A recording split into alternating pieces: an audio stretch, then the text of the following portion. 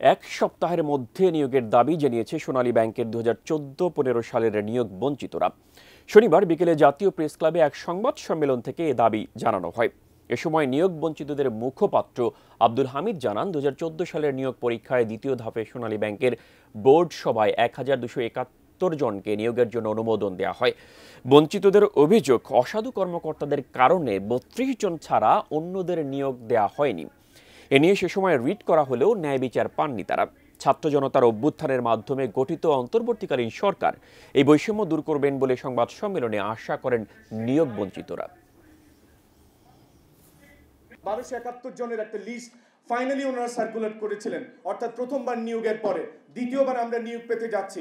সেই সময় ব্যাংক এবং আর্থিক প্রতিষ্ঠান বিভাগ থেকে একটি চিঠি জারি করে আমাদের সেই নিয়োগকে বন্ধ করে দেওয়া হয়। আর উপদেষ্টা মহোদয়রা যদি এটা চান, তাহলে এক সপ্তাহের মধ্যে সেই বোর্ড রেজুলেশন বের করে আমরা যারা এখন প্রত্যাশী আছি তাদের সাথে বসে সংশ্লিষ্ট জায়গাতে নিয়োগ দিতে পারে, যেমন কি করেছে অগ্রণী ব্যাংক, জনতা ব্যাংক। কিছুদিন আগে একটি প্যানেল অলরেডি তারা প্রকাশ করেছে, তারাও কিন্তু প্রায় 4 বছর আগের এই যে বঞ্চিত প্রার্থী।